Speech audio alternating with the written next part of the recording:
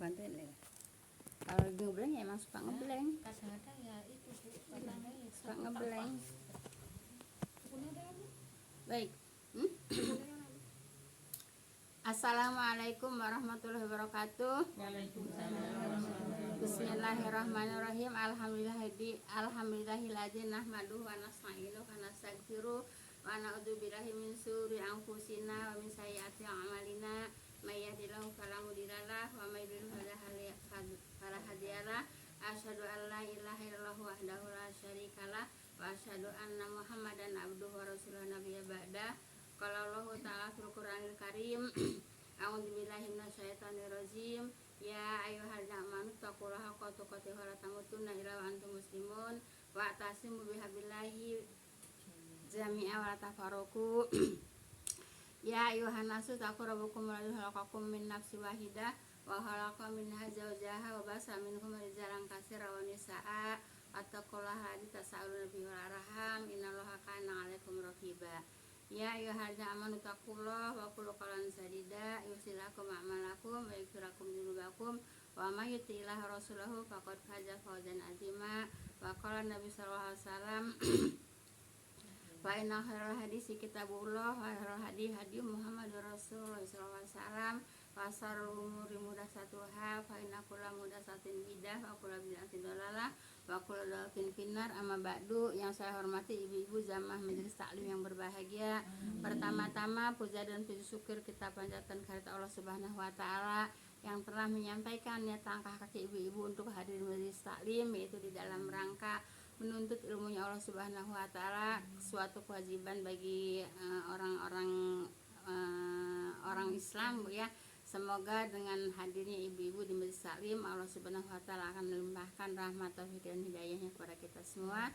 Amin ya rabbal alamin. Salat dan salam semoga senantiasa limpahkan pada junjungan kita Nabi Muhammad SAW beserta para keluarga dan para sahabatnya dan para pengikutnya yang senantiasa taat dan patuh melaksanakan kepada ajarannya. Insya Allah kita termasuk di dalamnya. Amin ya rabbal alamin. Jazakumullah khairan para ibu-ibu yang telah meluangkan waktu, melangkahkan kaki, mengayunkan tangan untuk hadir taklim ini. Semoga langkah kaki ibu semuanya akan diganjar pahala Allah Subhanahu wa taala. Amin ya rabbal alamin. Baik Ibu, kita lanjut kepada kajian, yaitu masih tentang hadis, Bu ya. Coba hadis yang terakhir, hadis yang mana Ibu? Yang aku pernah melakukan sesuatu yang diharamkan Allah, itu udah belum? Coba ada setannya enggak? Enggak, ya yang terakhir Bu. Yang terakhir aja. Yang terakhir Ibu catat. Dan seorang laki-laki atau suami menuduh istrinya berzina padahal mereka tidak mempunyai saksi dua orang selain dirinya sendiri, maka persaksian orang itu udah ya, itu terakhir ya? Iya. Itu terakhir. 4 kali saksi bersumpah dengan nama Allah. Ya, itu berarti yang terakhir ya? Iya. Ya, ya udah, sekarang saya lanjutkan ayat ini. Yang saya yang ingat yang terakhir ini Bu ya. Bu, laki-laki pezina yang telah didera tidak boleh kawin kecuali dengan wanita yang sama dengannya. Itu yang saya ingat yang terakhir. Nah ini saya sampaikan lagi yang ini, tapi kalau umpamanya udah ya udah, saya cuma bahasa aja Bu ya. Aku pernah melakukan sesuatu yang diharamkan Allah dengan seorang wanita, lalu Allah menganugerahkan kepadaku itu tobat Bu ya dari perbuatan itu ya. Kini aku bermaksud mengawininya. Nyanya kepada siapa? Perempuan itu ya. Maka orang-orang berkata ya, sesungguhnya laki-laki yang berzina tidak mengawini melainkan perempuan yang berzina atau perempuan musyrik gitu Bu ya. Nah, jadi perempuannya tukang zina, laki-lakinya tidak zina gitu, tapi dia mau mengawininya gitu ya. Nah, kemudian apa? Orang-orang berkata, jadi ini bukan orang-orang berkata tuh orang-orang ya, katakanlah tetangga apa gitu Bu ya, apa teman-teman gitu ya. Maka orang-orang berkata, sesungguhnya laki-laki yang berzina tidak mengawini melainkan perempuan yang berzina atau perempuan musyrik gitu ya. Nah, kemudian Ibnu Abbas berkata, orang ini tidak seperti dikatakan oleh ayat itu, kawinilah dia. Jika perbuatan itu berdosa, maka dosanya ditanggung sendiri gitu ya. Jadi nggak usah ngomentarin Iya. perbuatan dosa orang. Ini intinya gitu Bu ya, intinya di sini. Udah tidak buat Intinya nggak boleh kepo gitu ya Bu. Nggak boleh kepo lah intinya. Dia bukan kepo, dia tahu. Kalau kepo mah nyari nyari ya, tahu. nyari. Kalau dia tahu ya, tahu terus dia berkata nggak pantas lah kalau dia kalau kamu kawin sama si ini gitu ya, nggak pantas. Dia dia tahu bukan kepo. Bukan pelaku sama Iya, nah terus kata Abbas, nah kata orang-orang nih, orang-orang yang bilang kan, nah orang-orang yang bilang ya, orang berzina, maka orang-orang berkata sesungguhnya laki-laki Bu ya tidak berzina tidak mengawini melainkan perempuan yang berzina kan gitu, atau perempuan musyrikah. Kemudian kata Ibnu Abbas Bu ya, Ibnu Abbas berkata orang ini tidak seperti dikatakan oleh ayat itu, kawinilah dia. Jika perbuatan itu berdosa, maka dosanya ditanggung Sendiri. Ayam tembok ya. Jadi artinya di situ tidak boleh mengomentari. Yang dikomentari yang siapa kan orang-orang itu kan. Yang mengomentari kan orang-orang yang berkata kan. Iya. Dia mengomentari kata Ibnu Jadi Abbas. malah yang pengomentar itu yang dikecam gitu. Yang dikecam itu yang mengomentari, yang ngecam siapa? Abbas kan. Iya. Nah, yang mengancam kan, yang mengancam Ibnu Abbas, yang mengomentari orang-orang gitu. Jadi intinya jangan suka mengomentari. Aja dia tanggung sendiri Iya, dosanya. Gitu. iya. Nah, dosanya ditanggung sendiri. Kata siapa? Kata Ibnu Abbas. Baik. Dalam hal ini kan Bu, yang untuk mencegah yang mungkar itu maksudnya kita diam aja berarti kalau begitu ya. Kalau dikaitkan dengan itu. Karena Jadi kalau ini kan udah terjadi Bu, udah terjadi Bu ya. Nah, udah terjadi terus orang itu komentar gitu. Nah, kalau umpamanya tidak mengomentari orang yang berbuat keburukan, berarti itu kan dia kan cuma ngelihat kan, ngelihat dia berbuat buruk tapi dia diam gitu. Baik tuh Bu ya. Jadi beda kasusnya dengan ini ya, beda kasusnya Bu ya. Nah, kasusnya beda Bu ya. Paham tuh Bu ya. Umpamanya di tetangga kita ada yang berbuat Iya. kita boleh dah kali komentarin ya Bu, kamu jangan begitu atau gimana gitu. Tapi kalau ini mah kan udah pernah dia berbuat Iya, begitu, jadi nikah sama orang yang baik-baik iya gitu.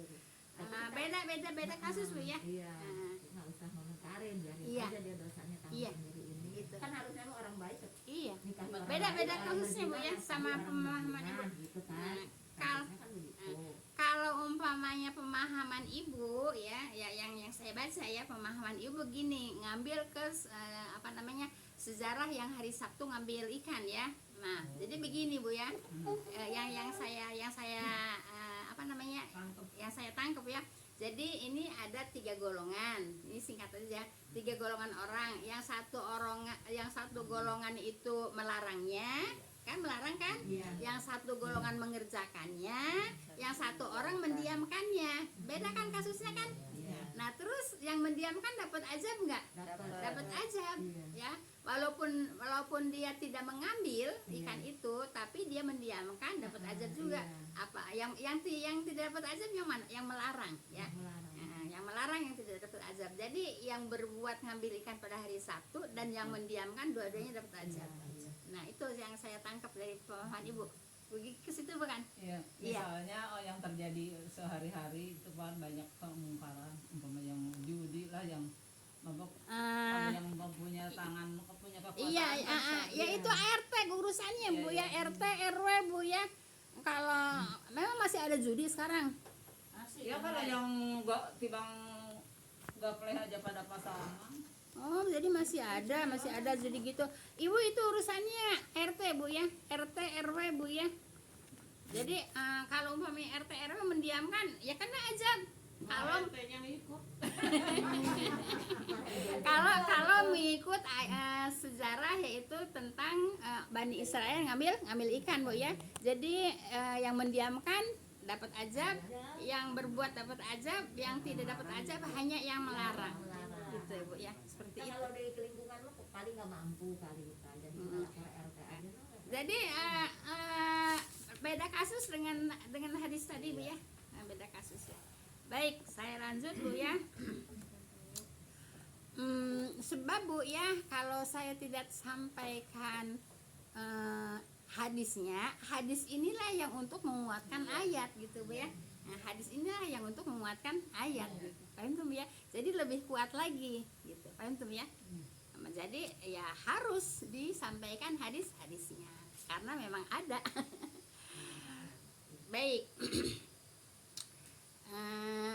Lanjut ke hadis Bu ya. Ibnu Abbas dan hadis Abu Malik dan yang diriwayatkan oleh Imam Ahmad nih, yang diriwayatkan oleh Imam Ahmad Bu ya. Hadisnya seperti ini Bu ya. Aku ditanya mengenai dua orang yang saling melian ya, yaitu Imarah Ibnu Zubair Bu ya. Apakah keduanya harus berpisah? Kata siapa? Tadi kayak yang meriwayatkan siapa Bu? Ahmad Sa'id bin Zubair ya. Ahmad Sa'id bin Zubair ya. Itu. Jadi yang apa? Yang meriwayatkan ya. Kemudian aku tidak tahu jawabannya. Ya kemudian aku pergi ke rumah Ibnu Umar. Aku bertanya, Ibnu Umar bertanya, itu siapa tadi? Bertanya ke Ibnu Umar ya. Aku bertanya hal yaitu Abu Abdurrahman Bu ya.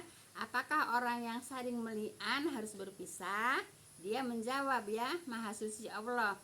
Aku yang pertama kali menanyakan hal itu yaitu ialah si Fulan bin Fulan. Orang itu bertanya, wahai Rasulullah, bagaimana menurut pendapatmu tentang suami yang melian istrinya, yaitu berbuat zina ya Bu ya.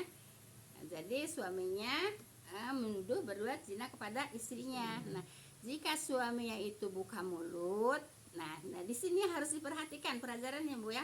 Nah, kalau yang tadi kan cuma cerita. Nah, yang inilah yang pelajaran sesungguhnya Bu ya. Nah, bagaimana menurut pendapatmu kepada Rasulullah ya tentang suami yang melihat istrinya berbuat zina ya? Jika suami itu buka mulut, kan saat ini juga banyak terjadi Bu ya. Jadi terjadinya bukan hanya saat ini, emang pada zaman dulu juga udah terjadi tentang perzinaan istri apalagi sekarang di TV banyak Bu ya berita-berita gitu ya. Perempuan punya suami berzina gitu ya. Maka di sini diceritakan Bu ya. Baik ya. Bagaimana pendapatmu tentang suami yang melihat istrinya berbuat zina? Jika suami itu buka mulut. Nah, di sini jika suami itu buka mulut berarti dia telah mengutarakan perasaan besar, kan gitu. Kan jadi masalah kan? Jadi masalah besar kan? Kalau umpamanya suaminya buka mulut gitu kan. Suami kan ngeliat tuh istrinya berzina ya. Nah, kalau suaminya bukan mulut artinya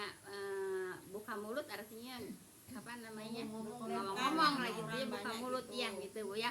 Nah itu jadi apa Bu? Jadi masalah besar ya. Berarti dia telah mengutarakan perasaan besar, dan jika dia bungkam dia pun telah mendiamkan perkara yang besar pula. Nah ini artinya apa Bu ya? Seperti bola kama. Nah seperti makan wasi malakama ya. Kalau umpamanya diem, umpamanya ngomong-ngomong, masalah besar enggak? Nah, kalau diem masalah besar enggak? Diem juga masalah besar. Kenapa diem masalah besar? Ya sebab itu perbuatan dosa yang seharusnya ada hadnya. Ada hadnya itu ada apa? Ada hukumnya gitu Bu ya. Jadi ya, berdua-duanya ya itu yang dikatakan seperti makan buah sih malakama. Dia ngomong juga pasti masalahnya besar, dia diem juga pasti masalahnya besar. Ini kan terjadi Bu ya. Seharusnya bagaimana Bu? Nah ini makanya maksudnya kan dilema itu ya. Ya dilema. Nah begini Bu ya. Nah jika dia pun telah mendiamkan perkara yang besar pula ya.